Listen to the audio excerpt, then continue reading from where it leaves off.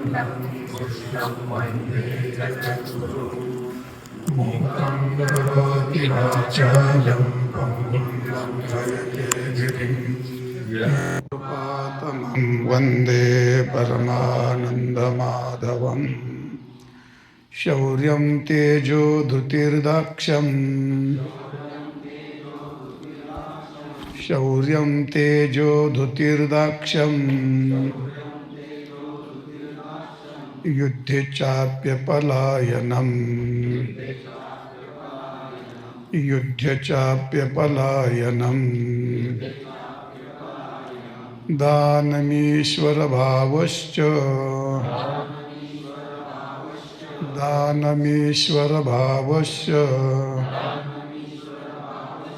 क्षात्रं कर्म स्वभावजम् क्षात्रं कर्म स्वभावजम्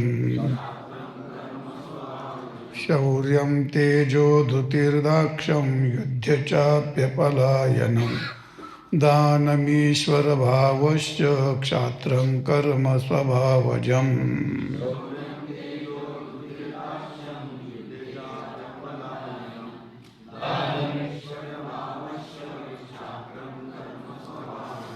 शौर्यं तेजः धृतिः दाक्ष्यं युद्धे च अपलायनं दानम् ईश्वरभावः च क्षात्रं कर्म स्वभावजम्. हे क्षेत्रीय धर्माचे स्वभावी कर्म आहेत. पाठीमागे ब्राह्मण धर्माचे काय स्वाभाविक कर्म आहे ते सांगितले. तर या ठिकाणी क्षात्र धर्म जो आहे, क्षेत्रियाचा धर्म, तो स्वभाव कसा आहे ही गोष्ट या श्लोकात प्रतिपादन केली आहे. मागच्या श्लोकामध्ये ब्राह्मणाला 9 गुण सांगितलेत. त्या 9 गुणापैकी सर्व गुण ज्याच्या स्वभावात असते तो ब्राह्मण आहे. त्या ब्राह्मणाला ते कर्म उचित सांगितलेले आहे. तसं या ठिकाणी मागे 9 सांगितले आणि इथं 7 सांगितलेले आहेत. शौर्य, तेज, धृती, दाक्ष, अपलायन, दान आणि ईश्वर भाव असे हे क्षेत्रियामध्ये स्वाभाविक कर्म असतात. असे या ठिकाणी त्याला म्हणतात 7 गुण. 7 गुण म्हणजे सप्तर्षी. सप्तर्षी म्हणजे जसे आकाश हे 7 सप्तऋषीने सुशोभित दिसते. सप्तऋषी हे आकाशातल्या सर्व ताऱ्यामध्ये महत्त्वाचे मानले जातात. सर्व ताऱ्यामध्ये त्याला सप्तर्षी म्हणतो. त्याला खेडेगावात खटलं म्हणतात. ते खटलं म्हणजे 7 ऋषी. ते जसं संपूर्ण आकाशाची शोभा असते त्याप्रमाणे सप्तऋषी म्हणजे 7 गुण या क्षत्रिय धर्माची शोभा आहे. हे त्याचं जीवन कसं यथोचित आहे ही गोष्ट प्रतिपादन केली आहे. असं तो भाग. तर आज या ठिकाणी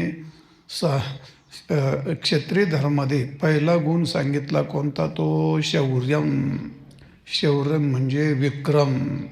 विक्रम याचा अर्थ बलवान रहित प्रहार. याचा अर्थ नाही, बलवान असला त्याच्यावरती प्रहार करणे. थोडक्यामध्ये शौर्य त्यालाच म्हणतात ज्या कालामध्ये आपल्या समोर आलेली व्यक्ती असते तर त्या व्यक्तीच्या बाबतीमध्ये तो आपल्यापेक्षा मोठा आहे वयाने, विद्येने, शूरत्वेने याचा कोणताही विचार न करता त्याच्यावरती डायरेक्ट तुटून पडणं याला म्हणतात शौर्य. आणि ही गोष्ट शौर्यात हे काही गुण कसे असतात, काही कर्म कसे असतात. काही कर्म विहित आहेत, काही कर्म स्वाभाविक आहेत, काही कर्म भासमान आहेत. म्हणजे प्रकृतिनिष्ठ कर्म, विहित कर्म आणि भासमान कर्म. ज्या कालामध्ये तुम्हाला शास्त्राने प्रतिपादन केलं असतं ते प्रयत्नाने अभ्यासाने इच्छा असो नसो ते कर्म करावे लागतात. आणि आभासमान कर्म म्हणजे याचा अर्थ काय होतो? ते काहीच नसतं, नुसतं दाखवल्या जातं. असं काही नसतं त्याच्याकडे. म्हणजे शूरत्व नसतं पण तरी शूरत्वाच्या बाता मारणार, अवसान आणणार असं आहे. त्याला म्हणतात ते काय आहे, अवसान थोडं गणितर भारी, नुसतं दाखवायचं. मग ते कुठं सगळ्या ठिकाणी असतं. विद्वत्तेमध्ये असतं, गुणामध्ये असतं, कलेमध्ये असतं. एकाला काहीच गाता येत नाही, पण असा आविर्भाव काय ते बोलायचं कामच नाही. ते जशी त्या गवयाची रुबाब असतो, त्या गुडघ्याच्या खाली पोटऱ्या पण नेहरू, मग ते खांद्यावर रुमाल, केस बिस असे, ते हातामध्ये पानाची पिशवी बागलामध्ये, आणि मग ते मोठमोठ्या बाता, आणि गायला बसलं ते काही स्वर लागत नाही. त्याला आभासमान म्हणतात. आणि कोणत्या सगळ्या क्षेत्रात असतात ते आभासमान. पुढे ते एकही माणूस एकही मत मिळाना, पण कपडे, गाडी बिडी, रुबाब, वशिल्याचे नाव सांगणार, मग ते आभासमान. आणि काय ते काय असतं, विहित असतं. त्याला शास्त्राने विधान केलेलं असतं. जसं ब्राह्मणाला यजन, याजन, अध्यापन हे कर्म सांगितलेले आहे, ते शास्त्राने त्याला विधान केलेलं आहे ते कर्म. तसं क्षत्रियाला हे जे कर्म सांगितलं आहे, हे विधानता नाही हे, आणि हे आभासमान पण नाही. हे मुळात त्याच्या पिंडात असलेली गोष्ट आहे. सिंह असतो, सिंहाला काय त्याचं शूरत्व काय शास्त्राने शिकवलेलं नाही त्याला. त्याला शास्त्राने सांगितलेलं नाही किंवा त्याचं भासमान पण नाही. मग ते काय ज्ञानेश्वर महाराजांनी जावळिया असं म्हटलं आहे. म्हणजे समोर कोण आला आहे याचा विशेष नाही त्याच्या ठिकाणी. म्हणजे त्याच्या विरुद्ध तुम्ही असा जर पाहिला, नुसतं झाडाचं पान खाली पडलं तर असं जीव तुडून पळतंय, आसमान गिर रहा है भागो.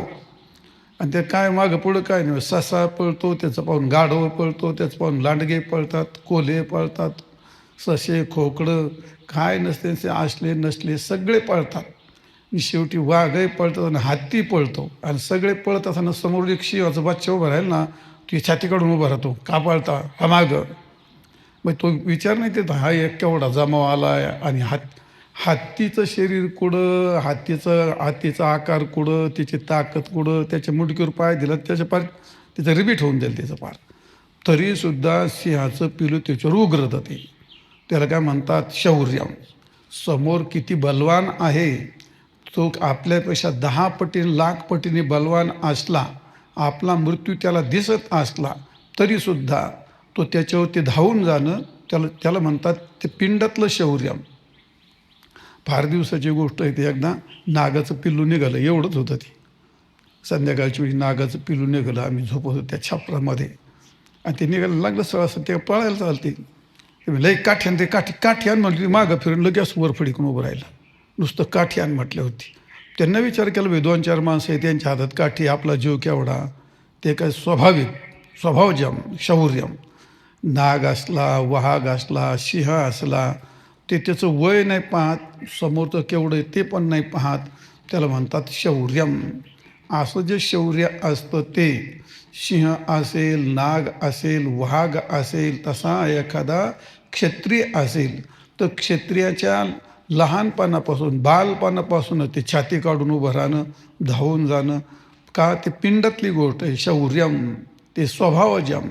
शौर्यम त्याचं वीरत्व हे स्वभावजम असतं. तसंच पुराणात जर तुम्ही पाहिलं तर राजा भरताची गोष्ट आहे. भरत राजाचं वय काय होतं, उंची केवढी, काय उंची, बारकं पवंगड अवस्थेतलंच होतं. आलं सिंह धावून आलं तर ते सगळं दिले टाकून खेळायचं, आणि सिंहाच्या खालचं एक दाभडण वरचं एक दाभडण धरलं ताणून असं. आता ते त्याचं शूरत्व, तो म्हणला का ते शिव मला खाईल का काय, ते नाही, शौर्यम स्वभावजम. याचं उदाहरण सांगितलं भीष्माचार्याची गोष्ट. त्याचं शौर्य महाभारतामध्ये इथंही वर्णन केलं आहे, गोष्ट सांगितलेली खाली इथं. म्हणजे असं जे शौर्य असतं, ते शौर्य विचार न करता प्रहार करणं त्या कार्यात, युद्धात म्हणा कोणत्याही त्याला म्हणतात ते, म्हणजे ते कार्यात प्रवृत्ती होणं. आणि प्रवृत्ती होत असताना पण ते उगाचच उठला आणि सुटला आणि कोणीकडे बी तसं नाही. ते न्याय्यम, त्याच्यामध्ये महत्त्वाचं पद आहे न्याय्यम. जे योग्य आहे ते युद्ध करायचं, आणि शौर्य आहे मग गेले सगळे झोपले आणि गेले त्यांच्या डोक्यात दगडं टाकली, असं नाही. ते न्याय्यम, ते शौर्याला स्वाभाविक कर्म हे न्याय शोधत असतं, न्याय्यम. दुसरी गोष्ट ते करता शौर्य, त्यात नेहमी गांभीर्य असतं, त्याच्यामध्ये नेहमी गांभीर्य असतं. उगा उठला आणि काही करायला त्याला नाही म्हणतात, त्याला शौर्य नाही म्हणत. त्याला कोणत्या बाजूनी कसंही विना न्याय्यम गंभीर रूपाने प्रसंगाने आणि त्याचप्रमाणे त्यात एवढं सगळं जरी असलं जीव मुठीत धरून नाही अत्यंत उत्साहाने अत्यंत म्हणजे म्हणतात उत्साहाने गांभीर्याने आणि न्यायाने त्या एखाद्या भयंकर प्रसंगात बलवानाशी सुद्धा तोंड देऊन उभं राहणं याला म्हणतात शौर्यम. आणि तो दुसरा आहे तेज. तेज म्हणजे प्रगल्भता. प्रगल्भता आपल्यासमोर बऱ्याच वेळा आकाराने फार मोठा असतो, आकाराने मोठा असतो, विस्ताराने पण मोठा असतो, चतुरतेने मोठा असतो किंवा गर्जना पण मोठी असते. हे चतुरंग म्हणतात याला. आकार, विस्तार, चतुरता आणि गर्जना ह्या चार गोष्टी. काय एखादा असं एवढी मोठी गर्जना की त्या गर्जनाचं घाबरून जातं ते. पण तू किती केवढी गर्जना कर, केवढी गर्जना जरी केली. आणि चतुरता काय फार चपळ असतात. ते कुस्ती खेळणारे अलीकडे त्या क्लिपा येतात त्या बंगालचा तो थाप आहे एवढंच ते आले एवढंच आहे बुटकं ते असं केवढे पैलवान पाडीत आहे ते इतकं चपळ आहे ते. ते काय ते आपल्याला ते काय त्याच्यात करता जन्माला आला आहे काय कळत नाही ते. असं ते इथून उडी मारत त्याच्या खांद्यावर जाऊन बसते चिरमुटकीवर बसलं ना फार मोठमोठी पैलवान आहेत ते घाबरून टाकीत. आणि त्या असं तिकडे याला असं मुडकी धरली का लई फेकलं, भरलं का फेकलं. 4-4, 5-5 संघ खेळत आहे ते 5-5 मोठमोठे पैलवान त्याला घाबरून पळत पार ते. आता ते काय ते याला तेज, सतेज. मग असं सतेजपणा पाहिला चतुरता. मग आता ती चतुरता जरी अशी काही ठिकाणी खूप चतुर असतात, आकार बारकाच राहत त्याचा पण चतुरता भयंकर असते. काही ठिकाणी चतुरता नसते पण त्याचा आकार फार मोठा असतो. आणि आकार आणि चतुरता जरी सोडली तर तो विस्तार फार मोठा. भले 5-50 लोक आले समोर त्याचा विस्तार केवढा मोठा आहे. मग तो विस्तार आला, मग आकार मोठा असला, विस्तार मोठा असला, अत्यंत तो चपळ असला आणि एवढं असूनही जर तो मोठमोठ्याने गर्जना करीत असला तरीसुद्धा हा काय करतो त्या दबावात न येणं, त्याला बळी न पडणं त्याला म्हणतात तेज, सतेजता. कोणत्याही आकारात म्हणा, विस्तारात म्हणा, चतुर्थीत म्हणा, गर्जनेत म्हणा, त्या कोणत्याही याच्यामध्ये दबावात न येणं त्याला म्हणतात तेज. असा तेज थोडक्यात कोणत्याही दबावात न येणं म्हणजे आपल्या कार्यामध्ये त्या ठिकाणी तत्पर राहणं, त्या ठिकाणी काय म्हणतो म्हणजे समोर जाणं त्याला म्हणतात तेज. आणि तिसरा गुण आहे धैर्यम. धृती नाम धैर्यम म्हणजे धैर्य हे धैर्याची अपदी मित्र परीक्षा. काय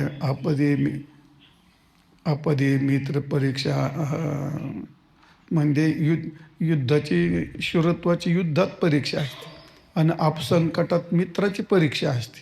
तशी स्वतःच्या धैर्याची परीक्षा कधी असते ती तुमच्यावर आपत्ती आली तर परीक्षा होईल ना. आपत्तीच नाही तर काय परीक्षा होईल तुमची. मग तो आपलं धैर्य किती टिकतं तर ते धैर्य टिकत असताना महान विपत्ती येत असते. आणि महान विपत्ती येते ते विपत्तीमध्ये विपत्ती आली का विनाश होतो. विनाश होतो याचा अर्थ एका बाजूने विनाश होत नाही. आणि मनुष्याचं धैर्य खचतं. धैर्य खचतं म्हणजे ज्यावेळी परिवाराचा विनाश होऊ लागला दाम्पत्यामध्ये तर धैर्य खचतं. परिवाराचा विनाश व्हायला लागला तरी त्याचं धैर्य खचतं. किंवा त्याच्या संपत्तीचा जड संपत्तीचा विनाश होऊ लागला तरी त्याचं धैर्य खचतं. आणि तिसरी गोष्ट वैयक्तिक स्वशरीराचा ज्या कालामध्ये शरीराचे असते त्या काळात म्हणजे थोडक्यात विपत्ती येते त्या काळात त्याची जी साधन सामुग्री असते, साधन सामुग्री इतस्ततः झाली, विनाश झाला तर त्याचं धैर्य हलतं. त्याचप्रमाणे या कालामध्ये परिवार असतो. परिवार एखादी पार्टी असते आणि सगळे त्याचे कार्यकर्ते आमदार खासदार निघून गेले. मग आता निघून गेल्यानंतर त्या पार्टी प्रमुखाचं काय धैर्य राहील. ते परिवार नष्ट झाला सगळा. परिवार नष्ट झाला त्याच्याकडे त्याचं धैर्य राहत नाही त्याचं. पण याचं धैर्य असं असतं जरी संपूर्ण परिवार विनाश होण्याच्या उंबरठ्यावर असला तरी आणि आपली साधन सामुग्री संपूर्ण विनाश होण्याच्या उंबरठ्यावर असले तरी नवे नवे शिवाजी महाराजांच्या आपण या सैन्यामध्ये पाहतो देशपांडे बाजूप्रभूची गोष्ट, ती मुंडकं तुटलं तरी लढत होतं. म्हणजे काय काय त्याला याला धैर्याला काही सीमा आहे काय राहते? धैर्याला करंगळी कापली तर आपलं सगळं फेकून देऊन आपण रडत बसणार. ते मुंडकं तुटलं तरी दोन्ही हाताने नुसत्या त्या शरीराने लढत होतं. ते धैर्याची काय म्हणजे कमालीची गोष्ट आहे ती अशी. आणि आपण पाहतो युद्धामधली एक अवयव तुटला. आता पण मागं एक क्लिप आली होती, त्याला ती पाकिस्तानच्या लोकांनी ती गोळी घातली त्याला. हां हा जगा तो त्याला वाटलं मी मेलो. हां त्याला वाटलं मी मेलो, पण नंतर त्याचा एक हात हल्ला, एक तर गेला एक हात हल्ला त्याचा. तेवढ्या त्यांनी बंदूक घेतली आणि त्याला मागून लक्ष केलं त्यांनी. आता मग अशा काळात कसं काय ते धैर्य, आता आपण नाही बोलू शकत त्याच्यामध्ये, आपण नाही बोलू शकत. टपकन आपल्या अंगावर एखादं सापाचं पिल्लू पडत आपण किती गडबडीत होतो, कारण आपल्या पिंडात नाही ती. आणि ती गोष्ट काही शिक्षणाने येत नाही. मी आधीच तुम्हाला सांगितलं, ते विहित नाही ती गोष्ट, आभाषिक नाही, विहित नाही. या गोष्टी अभ्यासाने पण नाही. हे ना अभ्यास करून मिळत, शास्त्राने सांगितलं म्हणून प्रयत्न तसं नाही होत, किंवा नुसता आभास निर्माण केला हो हो हो तुम्हाला काय तोंडात म्हणजे ते पण नाही जमत. मुळात पिंड स्वभावजम प्रकृतिनिष्ठ असावं लागतं. जसं शौर्य तसं तेज, आणि जसं तेज तसं धैर्यम, तसं धैर्य हे सुद्धा त्याच्या प्रकृतीत असावं लागतं. अचापल्यम याचा अर्थ युद्धाच्या प्रसंगी पलायन करणं हे भित्र्या माणसाचं काम आहे, असं आहे. त्याला भित्र्या माणसाचं काम असं म्हणतात. प्राण जाये परिबचन न जाये. प्रभू रामचंद्राच्या बाबतीमध्ये असं जे म्हटलं जातं, रघुकुलरित सदा चले आये प्राण जाये परिबचन न जाये. पाठीमागं फिरणं युद्धाचीच गोष्ट असते का? जुने लोक नाही, मी त्याला शब्द दिला आहे, मी त्याला शब्द दिला. आमच्या आजोबाच्या पोरी सगळ्या जन्मायच्या मरून जायच्या, जगतच नव्हत्या पोरी. आणि मग ते एक शेजारचा म्हातारा आला. ते म्हातारा आला, अरे म्हणला काय झालं, काहून पोरगी आजारी पडली? तुम्ही काय करू म्हणल्या, ती चौथी पोरगी होते तर मरत येतच म्हणले. मग त्यावेळी आमचे वडील, तर आमचं सगळं नष्ट झालं होतं इथलं. तो कोण मानमुडीचा प्लेगचा काय रोग आला होता. आमच्या आजोबांना आजी एका दिवसात दोन्ही मेले होते. ती खूप मोठी श्रीमंतीची आमची इथं, खूप मोठी जमीन, ते घर जावई आले होते ना, मग ते काय सोन्याचे देव होते असं म्हणतात, मोठमोठे भांडे, वाडा मोठा होता, पण दोन्ही एका दिवशी मेले. आणि आमचे वडील तर 6 महिन्याचेच होते, आणि त्याच्यावर दुसरं काही 1.5 वर्षाचं असेल, आणि त्याच्यावर मोठे 3 पोरं होते असे. आता ती इथं हेच नष्ट झाल्यानंतर त्यावेळी माणूस कोणाजवळ येत नव्हतं. झाडाखाली इकडं याच्यात राहायचे, बागेत तिकडं जवळ कोण येत नव्हतं.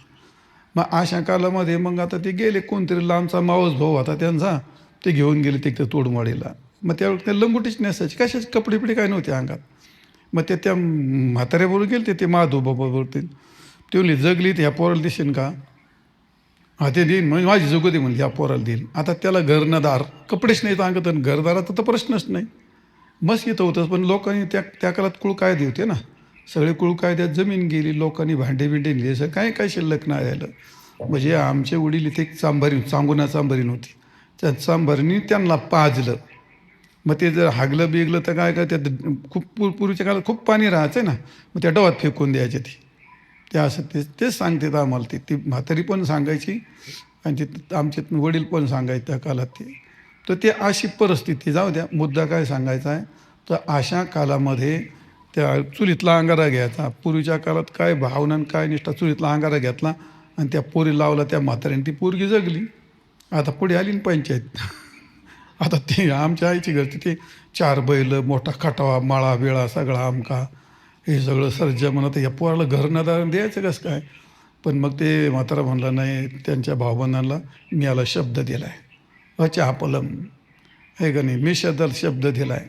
म्हणजे युद्धातूनच अपलायन नाही, तर शब्दापासून सुद्धा माणसं पलायन करतात, शब्द बदलतात माणसं. पण जे क्षत्रिय असतात, मुळात तो प्रकृतिनिष्ठ जो गुण असतो अपलायनम, कधीही युद्धप्रसंग असला, कोणताही प्रसंग असला तर त्याला पाठ न दाखवणे, पाठ न फिरवणे, त्याला म्हणतात अपलायनम. याचं सगळ्यात मोठं उदाहरण असेल ते वीर अभिमन्यूचं. ते नाही पाठ दाखवली. आणि दुसरं प्रभू रामचंद्राचं. प्रभू रामचंद्राचं युद्ध चाललं. प्रभू रामचंद्राने युद्ध करून करून थकले. आले रावण मरतच नाही म्हणे. मी थकून गेलोय, मरतच नाही. कसं काय मरत नाही? पण त्याला वरदान असं होतं, जोपर्यंत शत्रूची पाठ पाहणार नाही तोपर्यंत त्याला मृत्यू नव्हता. आणि आता प्रभू रामचंद्राच्या कुलामध्ये तर शत्रूला पाठ दाखवणं त्याला तर काय क्षत्रिय म्हणतच नाही, शौर्य म्हणतच नाही. मग आता काय करायला पाहिजे? हनुमंतराच्या लक्षात आलं, याला पाठ दाखवल्याशिवाय ह्यो मरत नाही. आणि हे प्रभू काय पाठ दाखवणार नाहीत आणि हे युद्ध काय या पूर्णविराम होणारच नाही ह्याचा. मग हनुमान बुद्धिमत्ता वरिष्ठम. मग ते हनुमंतराजवळ गेली, मागून गेले आणि त्या कानाजवळ शेपटी अशी वळवळ केली. तिने बाण मार, पण ते उगं घालतेवेळी नाही केली, ती चतुरता. आता बाण सोडलाय, बरोबर मरमी लागेल असा, आणि तो कानामागे शेपटी वळवळ केली. असं मागं पाहिलं काय म्हणून, पाहिल्यावरती रावणाने पाठ पाहिली आणि पडलं खाली एक. असं आहे ते. म्हणजे पाठ दाखवायची म्हणजे पळून नाही गेले, ते दाखवली, पण त्याला फक्त पाठ दाखवायची होती, म्हणजे त्याला पाहायची होती. तिने पाहिली अर्धीच. तर त्या कालामध्ये असं आहे अपलायनम. थोडक्यात युद्धामध्ये अपलायनम ते तर एक काय म्हणतो त्याला स्थिरतेचाच भाग आहे. तो शौर्यम, तेजः, धैर्यम, धैर्यम आणि पुढे अरे मध्ये एक राहिलं काय, दाक्षम. दाक्षम मध्येच कसं काय सुटलं, दक्ष भाव. तर दक्ष भाव याचा अर्थ आहे दक्षता. कधी असते ती ती पण एक प्रसंग असतो दक्षतेचा, त्याची एक परीक्षा असते. दक्ष याचा अर्थ अचानक, एकदम अचानक, सहसा अचानक असा प्रसंग उपस्थित राहतो. आणि अशा संकट समयी तो प्रसंग जाणून योग्य निर्णय घेणं, अत्यंत दक्षता. या प्रसंगी असे प्रसंग निर्माण होतात, तर त्या प्रसंगी त्या त्या काळात कोणता शब्द बोलावं. भांडणामध्ये सुद्धा काही उजराउजरी जर सुरू झाली तर त्या काळात त्यावेळी कोणता शब्द बोलावं ते विसरून जातात. पण ती चपळाई अशी असते, त्याची दक्षता अशी असते, नेमकं त्यावेळी ते वाक्य टाकलं का समोरचं गप्पच झाला पाहिजे, शतावधनी असा. तसं युद्धामध्ये सुद्धा असतं. कोणताही प्रसंग असतो, एकदम घर पेटलं, एकदम वाघ अंगावरती आलता. आता काल कुठं मला मोहितने सांगितलं, ती म्हातारी भाकरी करीत होती आणि घरात घुसला वाघ. आणि वाघ घुसला झोळीत झोपलेलं होतं पोरगं. आता ती एखादी दुसरी बाई असती तर आपण बोंबलून आगबाया करून पार बाहेर गेली असती. पण तिनं पळता पळता झोळीतलं काठं धरलं असा हातात आणि पळली बाहेर पळली. लगेच पोरं खाली टाकलं, बाहेरून कडी लावली, मग बोंबलायला लागली. प्रसंग याला ते दक्ष. त्या प्रसंगी काय वापरायचं, त्या प्रसंगी काय वापरायचं तो, कारण तो अचानक प्रसंग निर्माण. आपली दक्षता काय, आता पुढच्या 5 मिनिटांनी हे होणार आहे आणि मग तुम्ही सावध झाले, त्याला ते दक्ष नाही म्हणते. अचानक तुम्ही काही म्हणजे एकदम सहाळ गाळा आहेत, तुम्ही एकदम असावध आहेत आणि अशा काळात एकदम प्रसंग निर्माण झाला, तर त्या प्रसंग शतावधाने नेमकं काय बोलावं, काय वापरावं, कोणतं शस्त्र वापरावं, अशी जी चतुरता असते त्याला म्हणतात दक्ष भाव. अत्यंत दक्ष. हा समय आपल्या साध्या भाषेमध्ये त्याला समयसूचकता असं म्हणतात. भयंकर प्रसंगीसुद्धा योग्य निर्णय घेणं आणि योग्य निर्णय घेऊन त्या प्रसंगाला सामोरं जाणं त्याला म्हणतात दक्ष. दक्ष म्हणजे ते कोणताही कसा आहे प्रसंग. ज्ञानेश्वर महाराज त्याला उदाहरण दिले, ते सूर्याचं फुल असतं. ते सूर्याचं सवगण कायम त्याच्या तोंडापुढे, कुठं असं झालं की इकडं पाठीमागं जातं ते असं. तसं कोणताही प्रसंग आला तर त्याला ते सामोरंच जातं. ते जसा प्रसंग येईल तसा. त्याला तुकाराम महाराज म्हणतात, जैशी जैशी वेळ पडे आणि तैसे तैसे होणे घडे. त्या त्या प्रसंगी तसं तसं होण्याला सगळ्याला सांगता येतं, फक्त होता येत नाही, कारण आपल्याकडे तेवढा दक्ष भाव नसतो. दक्ष भाव हा नेहमी धैर्यावरती अवलंबून असतो. त्याचं धैर्य पहिलं धैर्य टिकलं पाहिजे का नाही, मग तिथे दक्षता दाखवेल, पण धैर्य तर पाहिजे का नाही ते गोष्ट. तर असं आहे शौर्यम तेजम धैर्यम दाक्ष्यम अचापलायनम दानम. तर दान करत असताना काही फार उदार होतात. शेजारीची कडी आणि धवधववाडी त्या घ्या घ्या घ्या. त्या लग्नामध्ये माणसं वाढतात ना, एवढा आग्रह करतात. अरे लग्न कोणाचं, आग्रह कोणाचं करतो, उंधळी टाकतो. तुझे काय बिंबीला धक्का येतो, तो खाणार नको नको म्हणून तरी टाकीतच राहतो. असा प्रकारे एकदा आम्ही इथं आमरस केला. आता काही दुष्ट प्रवृत्तीचे माणसं असतात. नवीन मनुष्य असलं ना, त्याची फार इच्छा असते लोकांनी आपल्याकडे यावं, लोकांनी आपल्या पाया पडावं, लोकांनी आपल्याला महाराज बनावं, लोकात आपल्याला हे माझा अनुभव सांगतो. त्या काळात आता वाटतं कोणी आलं का दारलं नको वाटतं, तिकडं ती नको येऊ मला ना. आणि आता तरी आता काही महाभाग असे आहेत ते काय हे त्यांना ऊन ताण काय नसतं. 3 वाजता 3:30 वाजता ते आम्हाला महाराजचं दर्शन घ्यायचे. आता मी इशीत बसलेलो असतो. आता ती बाहेरची जेवढी वाप म्हणलं आणि एखादा तू मिटून नाही घेत नाही, दर्शन घेतला आणि चालला, जे भारूड सुरू करतो मनात म्हणतो देवा आज तुला काय नेम एवढा भाव निर्माण झाला, भलती वेळीच काय येतोय तू. मग आता काल एक काय बैल देशमुख बाई आली होती काल. ते आता ते आई लय जीवर आलं. ते 3 3:30 काय वाजले होते ते. आणि ती म्हणली महाराज मी आंबे घेऊन आली तुम्हाला. आता भागवतच्या परिचय ते माझ्या परिचयाचे नाही. ते आता मोठी भावनी गाडी बिडी घेऊन आली, मोठी मुलगा त्याचा वगैरे, ते असे डॉक्टर येते. आता झालं ते तिचं काही मिटाणं. मी तर ते दारात उभं राहिलो तिथं वापा. तर मी अंगोर ती चादर घेऊन आलो होतो. तिचं काय मी काय केलेली मिटाणं, ह्यो शेकला, ह्यो आमकं करतो, त्याचा दवाखाना आहे, तो आता MD झाला आहे, तो आता हे आमकं तमकं. आता हात म्हणावं लागेल मला तिथं, कारण ती नांदे आणलेत ना.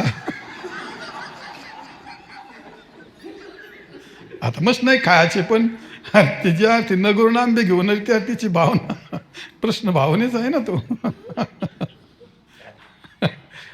त्या असं कशाला सांगितलं ते. हा दानम देत असताना तो जाऊ तो देत असताना स्वकष्टार्जित.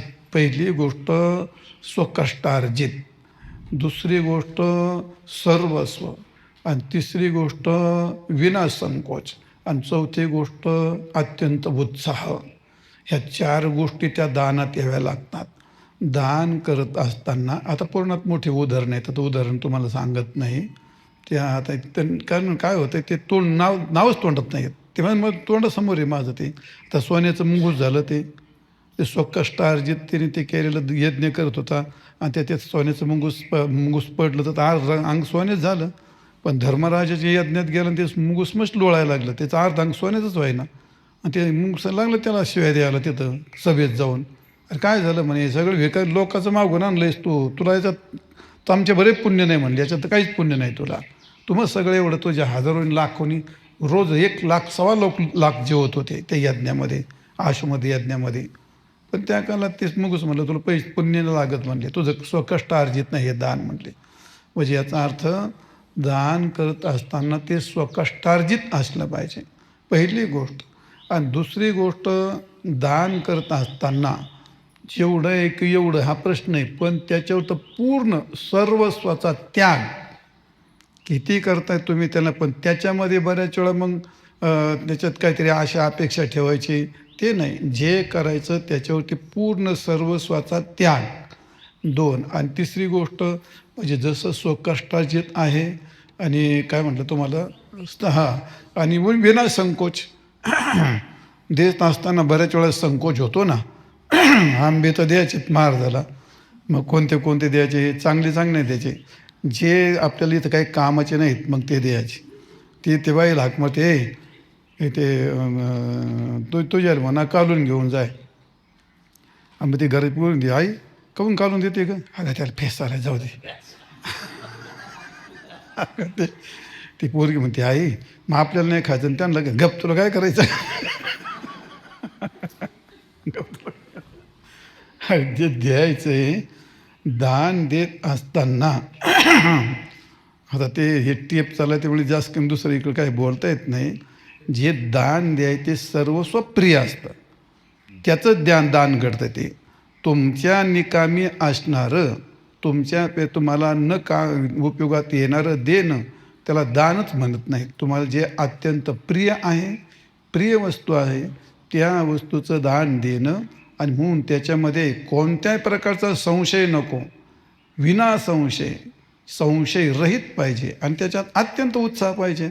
तुम्ही देत असताना जर दुःखे झाले, त्या दानाच्या ज्यामध्ये 6 प्रकार आहेत, सांगितले तुम्हाला, त्या आपल्या ग्रंथात खूप लिहिलेले आहेत.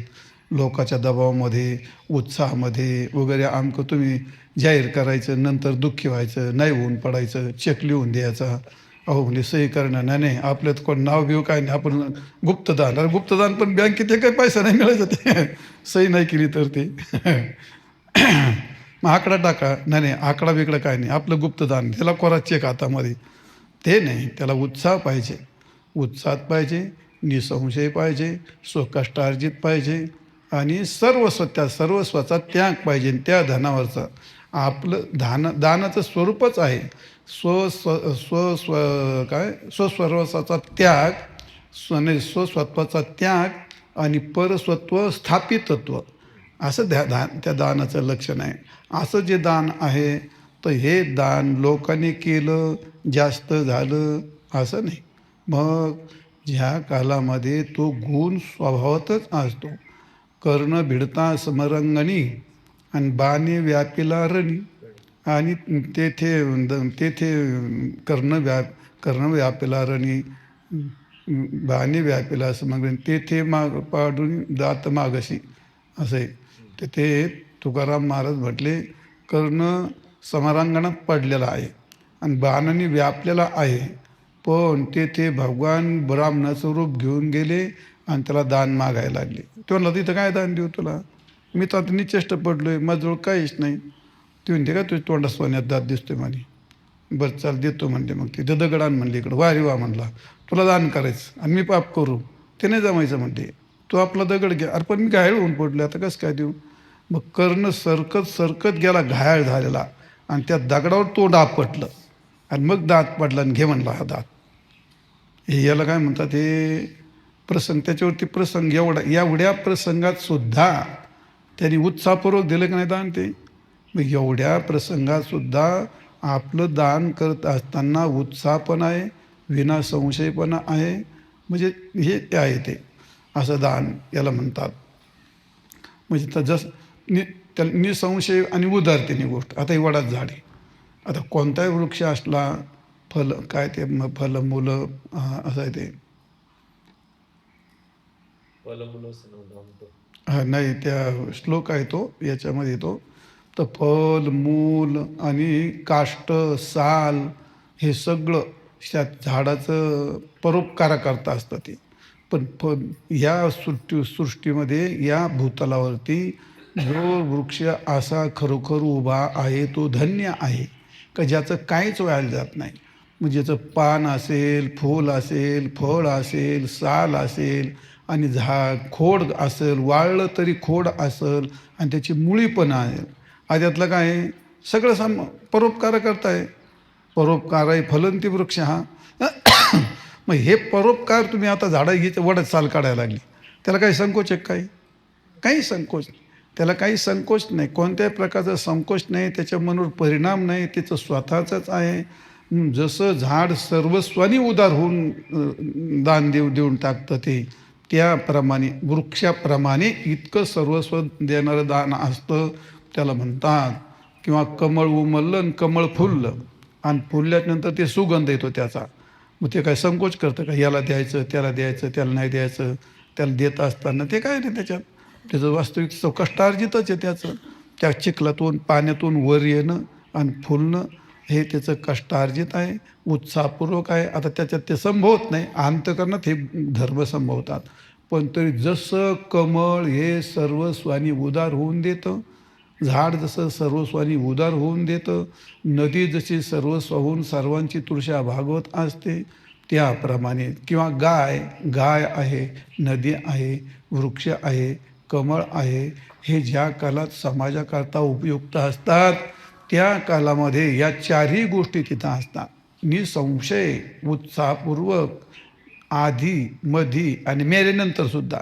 झाड वाळून पडलं तरी परोपकारी, गाय मेली ती सुद्धा तिचे सगळं परोपकारच असतं. तसं जीवन याला म्हणतात दानम.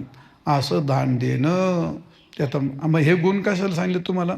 जसा गायीतला, झाडातला, नदीतला हा गुण स्वभाव जे आहे तो, ते काय शिकवून आलेत का काय? ते कोणाचं पाहून ता दान द्यायला आलेत? स्वभाव जे आहे ते तसं क्षेत्रीय पिंडामध्ये देणं हा त्याचा स्वभाव असतो कर्णाप्रमाणे. आता कर्णाची खूप लई गोष्टी आहेत. आता त्याला म्हणा दानम. आणि शेवटी काय ते ईश्वर भाव. हा ईश्वर भाव म्हणजे देवाची पूजा करण्याकरता तो लई भाविक असतो अशातला भाग नाही. ते ईश याचा अर्थ ईशनाथ ईशहा. ईशनाथ ईशहा. त्या 9व्या अध्यामध्ये श्लोक गतिर्भरता प्रभू साक्षी निवास शरणम सुर प्रभव प्रलय प्रभव प्रलस्थानम निधानम बीजम गतिर्भरता गती भरता प्रभू. हे त्यात ईशत्व सांगितलं. ईशनात ईशहा.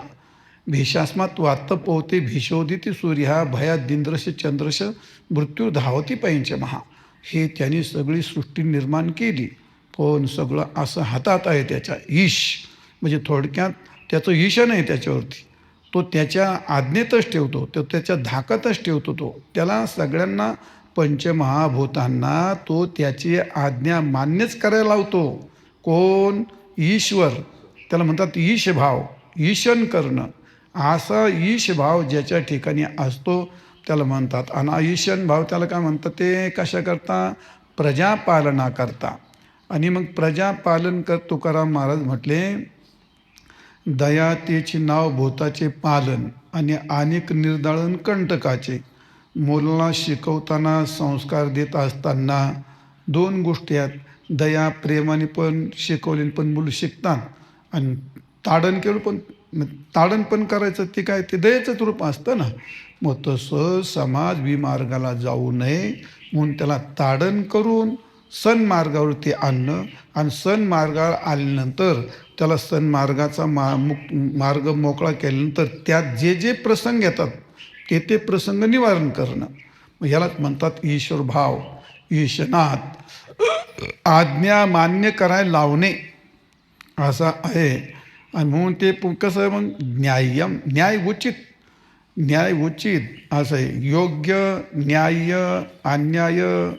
आणि ह्या सगळ्या गोष्टी, सगळ्या पदार्थामध्ये आपली हुकमत असणं, आपल्या याच्यात हुकमत असणं. नाही तर काय, राजकीय पार्टी पाडली आणि काही कार्यकर्ता ऐकायना, काहीच ते संस्था काढली आणि काही त्याला त्याचे ट्रस्टी कोणी ऐकना, ते काय उपयोग आहे त्याच्यामध्ये? बायको तर केली, पोरगं ऐकना आणि बायको ऐकना, कशाला जगवतो मग फाशी घेऊन का काय? त्याला काय अर्थ येते? त्याला ईशन म्हणतात. ईशन. मग ईशन करण्याकरता, तुम्ही आला दारू पिऊन लागला लोळायला, ते काय ईशन करील? ते ज्याचं ईशन करायचं त्याच्यापुढे आदर्श निर्माण करावा लागतो, आणि त्या आदर्शामुळे त्याच्यावर प्रभाव पडत असतो. तो आपल्या आदर्शामुळे समोरची व्यक्ती आज्ञा मान्य करत असते. तुमचा जर काय आदर्शच नाही तर ती तुमची आज्ञा काय मान्य करेल? त्याकरता त्याच्याकडे तेवढा आदर्श पाहिजे. म्हणजे त्याच्या पाठीमागे त्याचं शौर्य आहे. त्याचं काय आहे ते? त्याचे शौर्य आहे, तेज आहे, धृत्य आहे, दक्षता आहे, अपलायन आहे, धातृत्व आहे. आणि एवढे सगळे गुण असल्याच्या नंतर आणि मग तो त्या कोणावरती ईशन करू शकतो असा.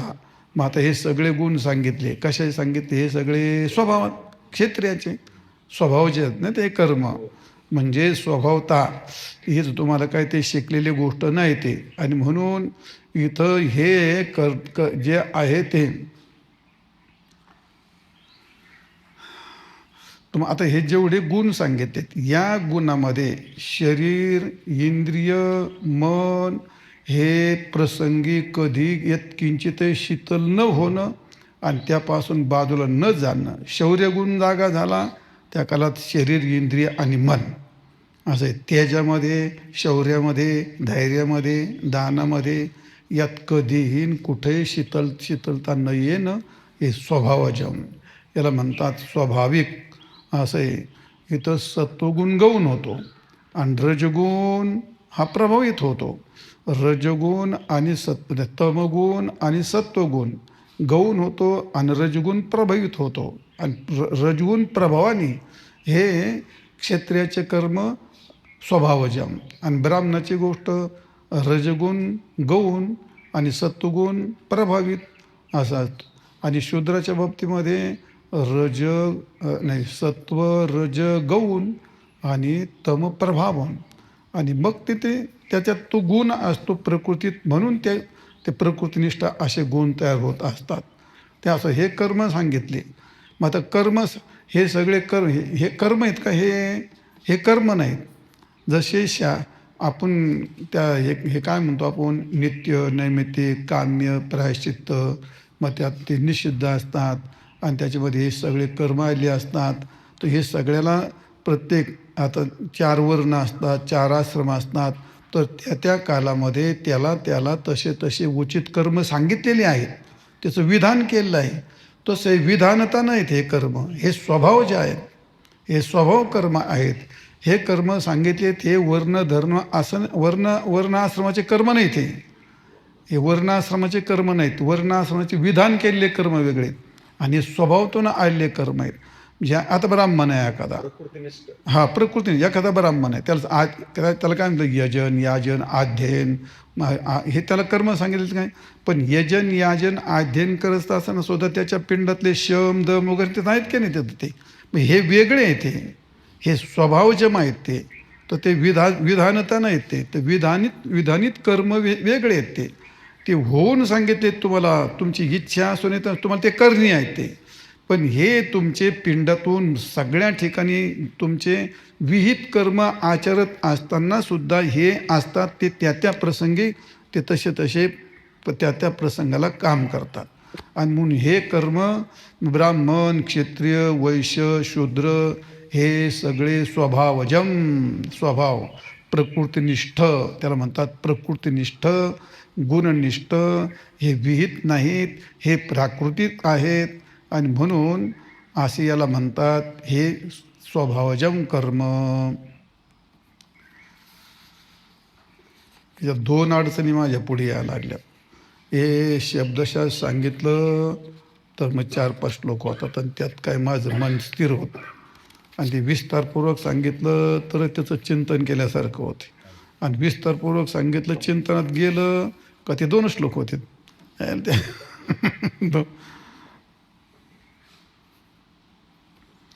कृषिगौरक्ष वाणिज्यम्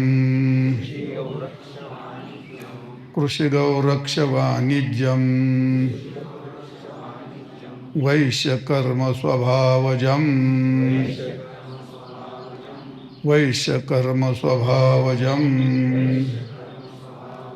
परिचर्यात्मकं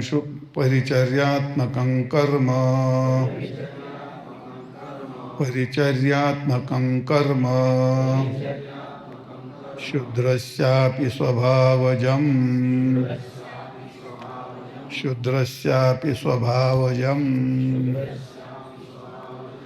कृषि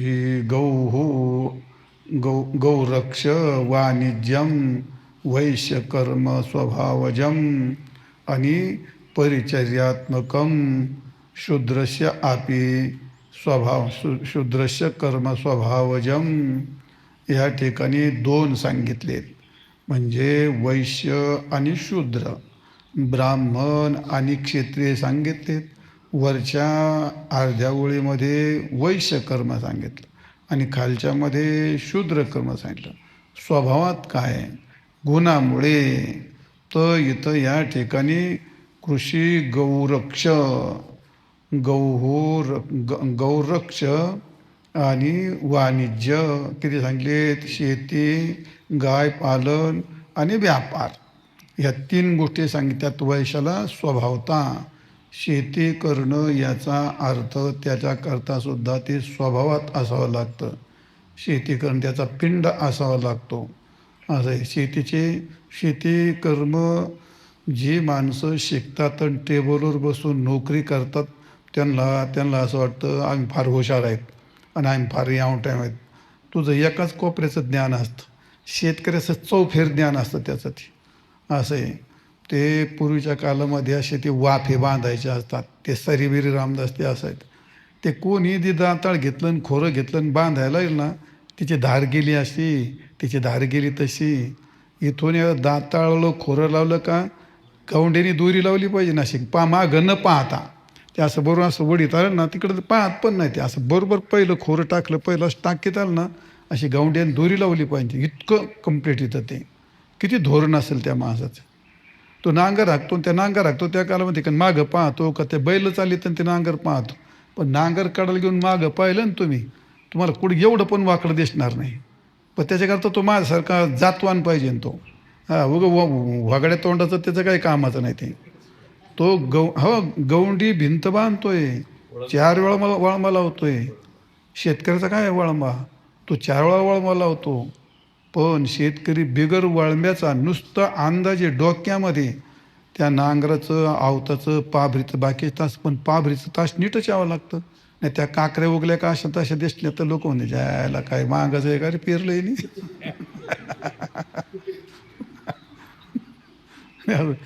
गंजीरचत असताना ती गंजीर असताची ते ह्या सगळ्या स्वतंत्र कला आहेत त्या.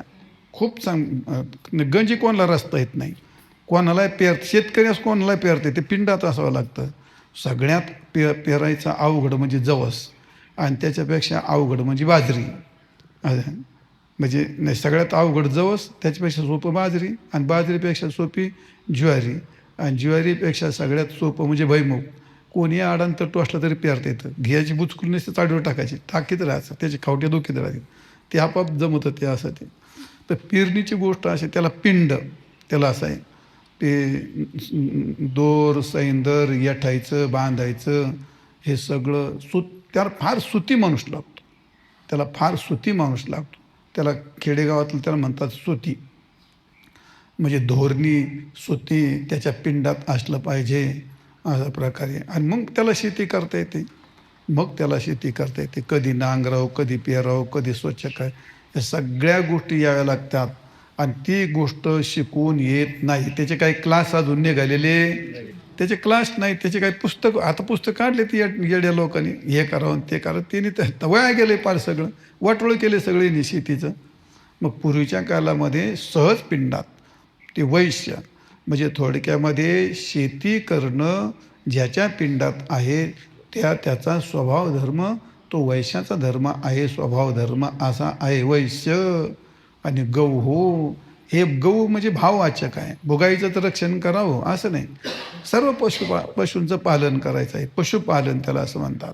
असं गौ रक्षण. आता गायीचं रक्षण गाय का घेतली तर आपल्या भारतभूमीमध्ये गाय ही देवता मानलेली आहे, पूज्य मानलेली आहे. आणि गाय म्हणजे गरीब पशु आहे. तो सगळ्या काय म्हणतो सगळ्यांच्या जीवनाची संबंधित आहे ते. तर गाईचं फार मोठं खूप पुराण लिहिली आहेत, खूप वर्णन केलं आहे. आता त्याचं गाईचं वर्णन करायला एवढं थोडं जमणार आहे ती गायची गोष्ट. संन्यासाचा शाप काही साधा नसतो. संन्यासी मनुष्य ज्या अर्थी एखाद्याला आशीर्वाद देतो त्या अर्थी त्याचा शापही लागत असतो आणि आशीर्वादही देत नसतो आणि तो शापही पण देत नसतो. त्याला काय म्हणतात ते तुकाराम महाराज म्हणले, संताशी क्षोभवी कोणीही प्रकारे आणि त्याचे नव्हे बरे उभय लोकी. असं आहे. कोणत्याही प्रकारे जर तुम्ही त्यांना त्रास दिला, त्यांच्या मनाच्या विरोधात केलं, त्यांच्या मनाच्या विरोधात केलं की ते आपोआप शाप लागतो. आणि मन प्रसन्नतेकरता केलं की त्याला आपोआप आशीर्वाद लागतो. आशीर्वाद काय द्यायची गोष्ट आहे, शाप काय ती द्यायची गोष्ट आहे? काहीच नाही केलं तरी तसं होतं ते. तर असं आहे. जाऊ द्या, कशाकडे सांगितलं ते गायरक्षण, गोरक्षक त्याला असं म्हणतात. आणि म्हणून आपल्याकडे बहुतेक आता काय अवघड आहे ते न सांगितलेलं बरं. पण असं खेडेगावातलं घरच नाही जिथं गाय नाही आणि जिथं तुळस नाही, जिथं पतिव्रता नाही. तिन्ही गोष्टी फार कालबाह्य झाल्यासारख्या गोष्टी झाल्यात. आता अजून खेडेगावात बऱ्याच ठिकाणी सगळं आहे.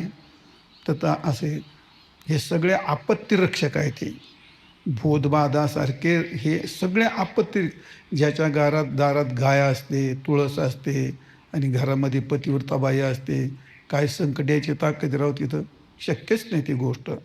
आणि म्हणून हे आपत्तीरक्षक आहेत ते हे तिन्ही गोष्टी. तर असं जे गौरक्षण त्याला म्हणतात, असा गौरक्ष. आणि वाणिज्य, वाणिज्याचा अर्थ व्यापार करणे, स्वस्त वस्तू आणायच्या आणि महाग स्वरूपात विकायच्या. पण त्याच्यामध्ये सुद्धा बऱ्याच अटीतटी असतात. म्हणजे शुद्ध भावनी विकावं, शुद्ध माल विकावं, कोणाला फसवू नये वगैरे वगैरे. त्या याच्यामध्ये महाभारतामध्ये उदाहरणं आलेलं ना ते तुलाधार. तुलाधार आणि जाजली. तो जाजली नावाचा ऋषी होता. समुद्राच्या काठावर तपश्चर्याला बसला आणि तपश्चर्याला बसलं तर त्याच्या जटामध्ये पाखरं बसले आणि त्या पाखरांनी त्याच्या डोक्यामध्ये घर केलं आणि त्याच्यात अंडे घातले. त्यात पिलं जन्माला आले. तर त्याला एवढा अभिमान झाला की माझ्यासारखा कोणीच नाही तपस्वी. आणि मग आकाशवाणी झाली, अरे तुझं काय तपश्चर्या आहे, तू त्या तुलाधाराला जाऊन भेट. आणि मग तुलाधार तो गेला काशीला. तर तुलाधार बिचारा तो वैश्य होता. मग तो व्यापार करत होता. जो कोणी आला त्याला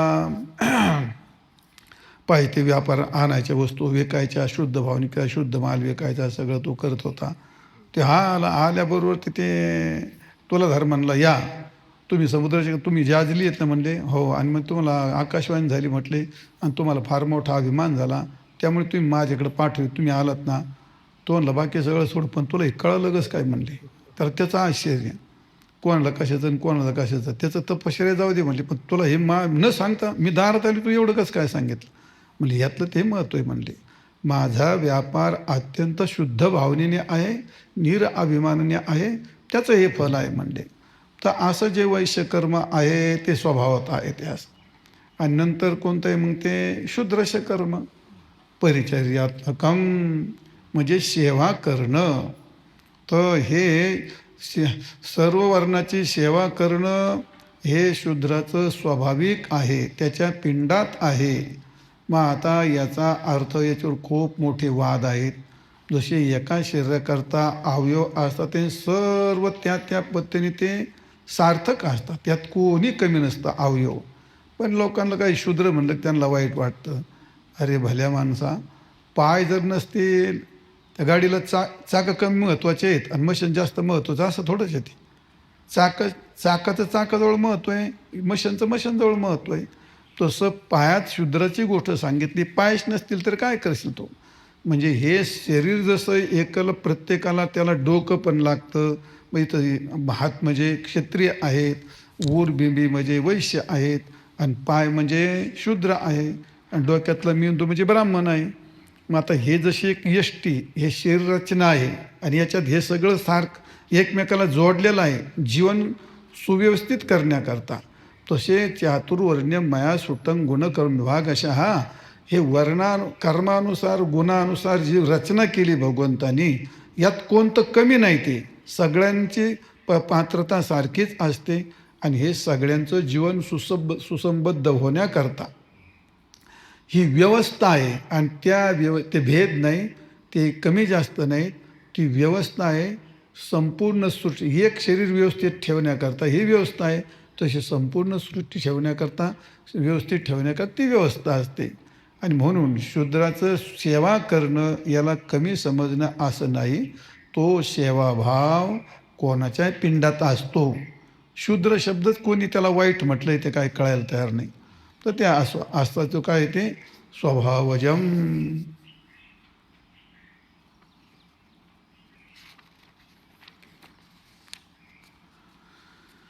स्वे स्वे कर्मण्यभिरता, स्वे स्वे कर्मण्यभिरता संसिद्धिं लभते नरः, संसिद्धिं लभते नरः स्वकर्मनिरतसिद्धिं, स्वकर्मनिरतसिद्धिं यथा विन्दति तच्छृणु, यथा विन्दति तच्छृणु. स्वे स्वे कर्मण्यभिरत संसिद्धिं लभते नरः स्वकर्मनिरतसिद्धिं यथा विन्दति तच्छृणु.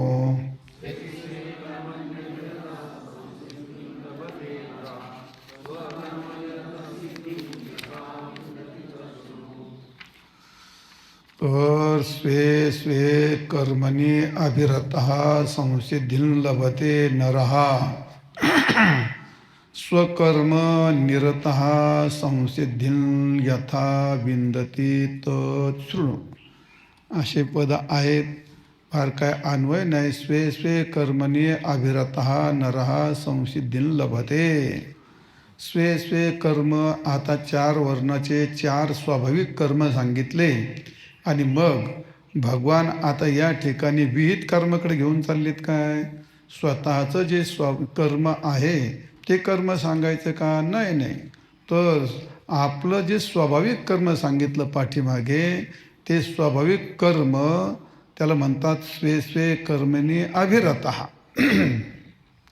तर या स्वे स्वे कर्माने यामध्ये विहित आणि स्वाभाविक जे तुम्हाला वर्णाला आश्रमाला शास्त्राने करायला उचित कर्म सांगितले ते आणि आपल्या स्वभावात असणारे ते दोन्ही कर्माशी अभिरता, याचा अर्थ कर्माविषयी कर्मामध्ये तत्परतेने असलेला रमरत. अभिरत म्हणजे विशेष रूपाने काया वाचा मनाने हे कर्म माझं अंतःकरण शुद्धी करणारं आहे. हे कर्म मला मोक्ष प्राप्त करून देणार आहे. हे कर्म मला भगवत प्राप्ती करून देणार आहे. या भावनेने त्या कर्माशी काया वाचा मनाने रत होणं. रमरत म्हणजे रंगून जाणं, रंगून रंगून करणं. करणं वेगळं, रंगून रंगून करणं वेगळं. सगळ्या कर्मात ती गोष्ट असते. शेती करणं वेगळं, रंगून करणं वेगळं असतं. असं रांगोळी काढायची असते, रांगोळी काढल्या जाते, पण ती रांगोळी इतकी रंगून काढतात, तुमच्या लक्षात आलं, इतकं रममान होऊन काढायचं आणि त्याच्यामध्ये इतकं रंगून जाणं, रमून जाणं. तसंच असतं ते. काही संसार करायचं म्हणून करतात, काही रंगून करायचं, काही परमार्थ करायचं म्हणून करतात, काही रंगून रंगून करतात. रंगला या रंगीन तुका विठ्ठल सर्वांगी. त्या रंगात रंगून जाणं म्हणजे त्याला म्हणतात रत. रमते म्हणजे प्रोसिजर पुरी करणं वेगळं, प्रोसिजर पुरी करणं हे वेगळं असतं. आणि अतिशय आनंदाने त्यात रंगून रंगून करणं वेगळं असतं. त्याला कोणी न ढकलता ते अतिशय त्यात रंगून, जसं लहान मूल खेळतं ना, ते एकटंच खेळत असलं ना, ते इतकं रंगून जातं. ते त्याला काय नाकात शेंबूड खाली आला, ते काय उघडं आहे, कोण त्याच्याकडे पाहून हसतं, कोण त्याला काही घेत नसतं. इतका रंगून गेला असून त्याच्यामध्ये तो त्या कर्मामध्ये इतकं रंगून जाणं, इतकं रंगून जाणं म्हणजे थोडक्यात तद्रूप होऊन जाणं, असे म्हणतं अभिरत. आभी उपसर्ग घातला आणि त्याला, त्यामुळे इतकं रंगून जाणं, तत्पर होणं, त्यात गढून जाणं, असा जो पुरुष करतो तो सिद्धिम लभते. संसिद्धिम सम शब्द पाठीमागे. सिद्धिम याचा अर्थ 9 सिद्ध्या अनेक प्रकार होतात, पण संसिद्धिम याचा अर्थ अंतःकरण शुद्धी आणि भगवत प्राप्ती, अशा 2 गोष्टी असतात. भगवत प्राप्तिरूप परमसिद्धी होते आणि परमसिद्धी म्हणजे भगवत प्राप्ती ही कोणालाही होत नाही. अंतःकरण शुद्धी तर स्वे स्वे कर्मण्य अभिरतः, प्रथम अंतःकरण शुद्धी आणि शुद्ध अंतःकरणामध्ये भगवत प्राप्ती, परमसिद्धी त्याला म्हणतात. भगवत सिद्धी, भगवत प्राप्ती म्हणजे परमसिद्धी, अशी ती त्याला प्राप्त होते. कोणाला? जो पुरुष आपले स्वे कर्म स्वाभाविक आणि विहित दोन्ही कर्मामध्ये अभिरत होतो, त्याचं सहजरित्या अंतःकरण शुद्ध होतं आणि हेच कर्म मला भगवत प्राप्ती करून देईल या भावनेने रंगून कर्म केलं तर त्याला भगवत प्राप्ती ही सिद्धी प्राप्त होते. अशी वरची ओळ आहे. स्वकर्मनिरता सिद्धिम यथा विंदते तच्छृणु. स्वतःच्या कर्मामध्ये रत झालेले जे असतात, रमरत झालेले असतात, ते ज्याप्रमाणे आपली सिद्धी प्राप्त करून घेतात अर्जुना, तर स्वतःच्या कर्मात कसे रमरत होतात आणि त्यांना सिद्धी कशी प्राप्त होते हे मी तुला चांगल्यापैकी समजून सांगतो म्हटले, पण ते उद्या सांगतो. पण मेहरबानी करून ते तो ऐक, शृणू. मग सांगन, पण तो ऐकलं तर बरं आहे. तू बस नाकात बोटं घाली सांगून काय करू म्हटले माझं ते. पुंडलिक वरदा हरी विठ्ठल श्री ज्ञानदेव तुकाराम भगवान की जय. विठाल विठाल विठाल विठाल पुंडलिक वरदा हरी विठ्ठल श्री ज्ञानदेव तुकाराम पंढरीनाथ भगवान की जय. माऊली ज्ञानेश्वर महाराज की जय. जगद्गुरु तुकाराम महाराज की. रामेश्वर भगवान की जय.